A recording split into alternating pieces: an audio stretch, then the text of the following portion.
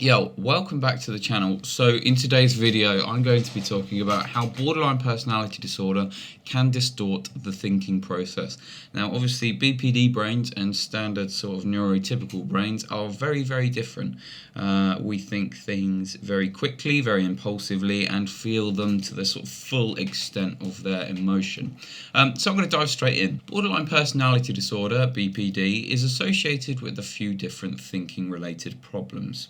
These cognitive problems often contribute to other symptoms including relationship problems, emotional instability, and impulsive behaviour. Some treatments for BPD focus on addressing these problems in thinking. This article discusses some of the thinking problems that are characteristics of borderline personality disorder. It also explores some treatments that can help people manage these thinking problems. Paranoid ideation. Many people with BPD experience paranoia, I know I do, as part of their disorder.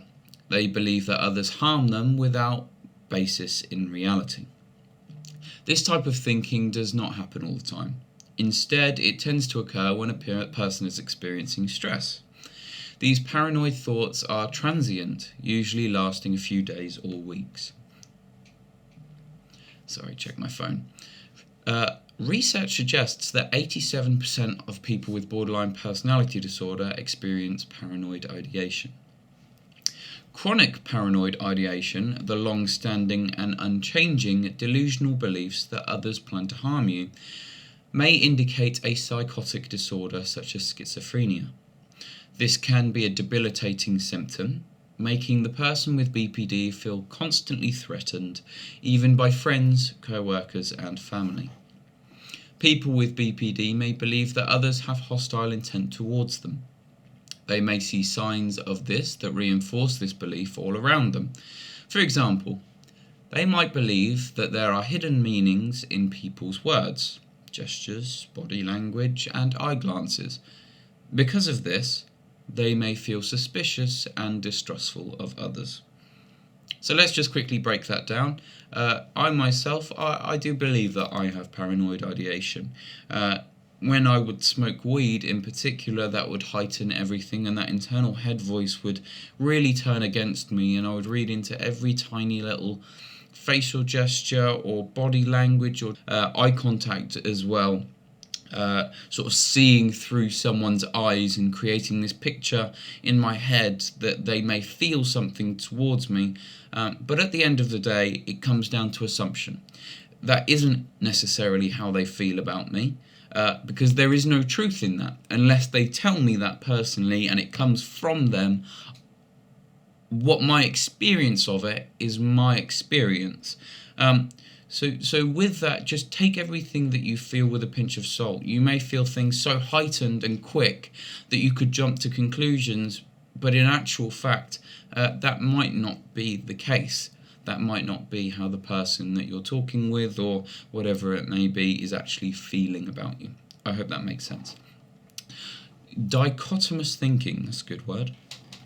People with BPD also have a tendency to think in extremes, like I just said, a phenomenon called dichotomous or black and white thinking. People with BPD often struggle to see the complexity in people, and situations are unable to recognise that things are often not either perfect or horrible, but are something in between. I'm sorry if I read that sentence a little bit off. Dyslexia is a nightmare. Dichotomous thinking can lead to splitting, which refers to an inability to maintain a cohesive set of beliefs about oneself and others. Because of these extreme patterns of thinking, people with borderline personality disorder are prone to slip from one side to the other in their side of thinking. For example, they might one day believe their partner is the most wonderful, loving person in the world. The next day, they may think their partner is evil, hateful, and contemptuous. This can harm their potential to hold a long-lasting interpersonal relationship and how they can interact with others. So again, let's break that down. First of all, black and white thinking. Again, I myself, I am a very black and white thinker, and I do my absolute best to get out of that and find the grey area, because often the grey area is the middle ground, and the middle ground is the easygoing, not the ups and highs, but it's just settled. And I find that that's a good way to work within, because that way you can think logically whilst also keeping hold of those emotions but keeping them in check. Where it says here, for example, they might one day believe their partner is the most wonderful, loving person in the world, and the next day they might think their partner is evil or hateful or despises them, etc., etc. Again, that is something that I go through daily, and I'm sure that you probably experience as well, whether that be with friends or family or loved ones or the person that you're in a relationship with. Now, from my experience, this is the thing that I have found most helpful, and that is just breathing time. Now, with BPD, emotions go all the way up and then they come all the way back down, and it's up and down and up and down, and this is in correlation to the splitting and those sort of belief systems. Now, what I always find is most useful is if I can get through to the end of that and I can stop feeling that emotional feeling that is making me make all these hasteful decisions, then I come back to logical brain. And logical brain is always the brain that you should be working with, because if you're going off emotions and impulse, often you're so quick to jump to a conclusion, you forget to think about the outcome. And the outcome is the thing that we want to work around. Now, yes, it may be uncomfortable for you to feel these feelings in the moment, and unfortunately that is the way that it is, and that's the way that it probably always will be. But remember, feelings don't last forever. So if you can get through to the other side of that feeling and come back to that grey area, that flatline thinking where you're able to think logically with your emotions that are not dictating what you have done, but have been a part of the thinking process, then hopefully you can come to a logical decision that works for both yourself and the person that you're working with. If you fancy subscribing, please hit the subscribe button. It really helps myself, and I'm going to be delivering so much lovely content to you guys. Dissociation. Another problematic pattern of thinking that occurs in BPD is dissociation. I do apologise that everything's getting a little bit dark, the sun's starting to go down. This thinking problem has less to do with the content of thoughts and what people think about, but rather the process of perception. Dissociation is a common symptom of BPD that involves feeling unreal, numb, or separate from one's own body or psychological experiences. In most cases, people with BPD don't experience this symptom all of the time. Instead, it tends to emerge during times of stress.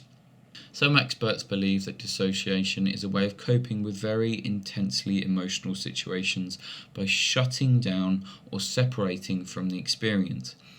This distance can cause people to take more risks since they do not feel connected to the situation. Now, if you want to check out a video that I've previously done, I'll leave a link up here somewhere so that you can click it and have a look. But dissociation is a very, very real thing with borderline personality disorder. Now, what I can compare it to is this. I'm going to give you a situation. This situation might not have happened to you, but I hope you can understand what I'm trying to say. Imagine you are a 5-year-old kid and your parents are arguing and it's getting really, really heated, and you can hear everything that's going on, and all of a sudden your dad throws a plate at the window and it smashes, and he's shouting at your mum at the top of his lungs, and you yourself start to feel scared. Now, at that point, when you start to feel scared and you can't leave the situation, your fight or flight mechanisms are firing. You can either fight back, but you're 5 years old, so you can't really fight back, or you can flight, but you're locked in the room with them, so you can't flight, so you can't choose either. So what do? You dissociate. you zone out, you go into your own little world, you start to leave your own mind in essence, and the ears are switched on and the eyes are switched on, but actually they're both switched off, because all that's happening is this internal thinking. Now, when this starts to happen, first and foremost, I hope you people with BPD can recognize when this is happening. Do your best to come back to reality as soon as you can. Don't allow your thoughts to spiral and end up getting negative and following that negative trajectory. It's not helpful. The best thing for you, in my opinion, and remember this is my opinion, I'm not a trained psychologist by any means, I am just someone with BPD. The best thing for you is to do your best to zone back in so that you're focusing on what's happening in front of you, and hopefully it's not as bad as you think it is. Now, if the situation is quite bad, if you are able to leave. But remember, the person who's not experiencing this dissociation doesn't necessarily know what's going on. So the best policy is honesty and speaking how you feel about these things, not in a judgmental way, but in that grey area, logical brain thinking. The more that you are able to tell others how you are feeling, hopefully, if they are willing to accept that, the better the situation. BPD treatments. Now, there's a load of different things. I'm going to dive into them, but it's not going to be really in-depth. Historically, BPD was regarded as very challenging to treat. More recent evidence indicates that treatments can be effective and help people with the condition cope with thinking problems and other symptoms. Psychotherapy is most commonly recommended as the treatment, but medications are also sometimes prescribed. Psychotherapy. Most psychotherapists for borderline personality disorder include strategies for addressing the problems in thinking that are characteristic of BPD. Some therapists accomplish this indirectly by working on problems in relationships and transference-focused therapy. And some try to intervene directly with thoughts and thinking patterns. For example, DBT clients are taught grounding skills which can help them end dissociative episodes when they occur. In schema-focused therapy, clients learn the origins of their ways of thinking. For example, many people with BPD come from childhood environments that may promote dichotomous thinking patterns, and work with their therapist and on their own to recognize maladaptive ways of thinking and to change those patterns. Psychotherapy. My biggest advice is you need to want to have the help. Now, to need to want to have the help, you need to accept that there is an issue. Sometimes that can be really hard, and it's okay not to be okay as long as you want to get better. And that's the way of thinking that you need to start achieving is I want to get better, I can get better, I will get better, I am better. Correlating that to the last video, I'll leave that up here.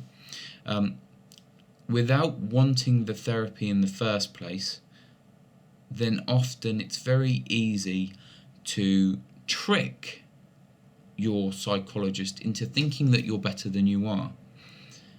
That's really unhelpful, and in essence you are then rejecting help, and in essence you are rejecting wanting to get better. That's not what we want to get better. Okay. Medications. There's a variety of different medications.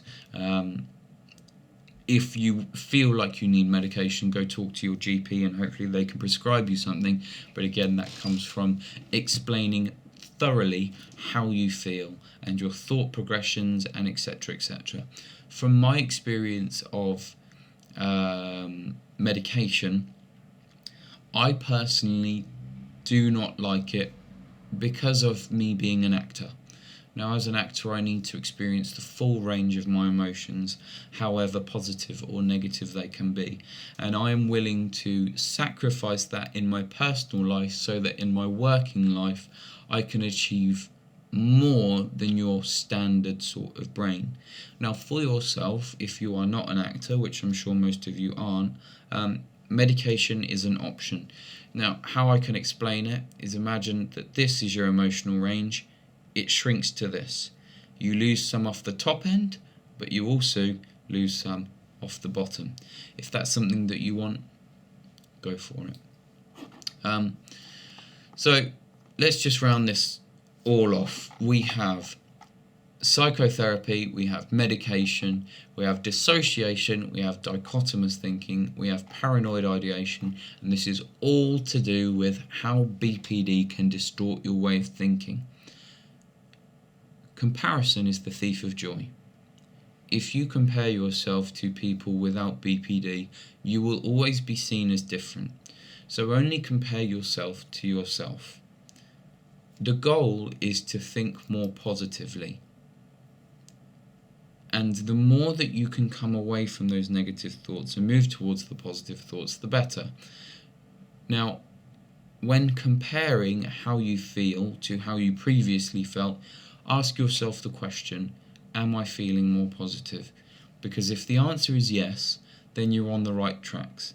And yes, there's going to be highs, there's going to be lows. But if you're making progress, you are getting better. Take it a step at a time, day by day. If you want to build a house, you don't think about building a house. You think about laying your brick perfectly. And if you lay that brick day by day, in a few years' time, you'll have a house. Thank you so much for watching. I hope you enjoyed the video. If you want to leave a comment down below, feel free to. But for now, thanks for watching, and I shall see you in the next.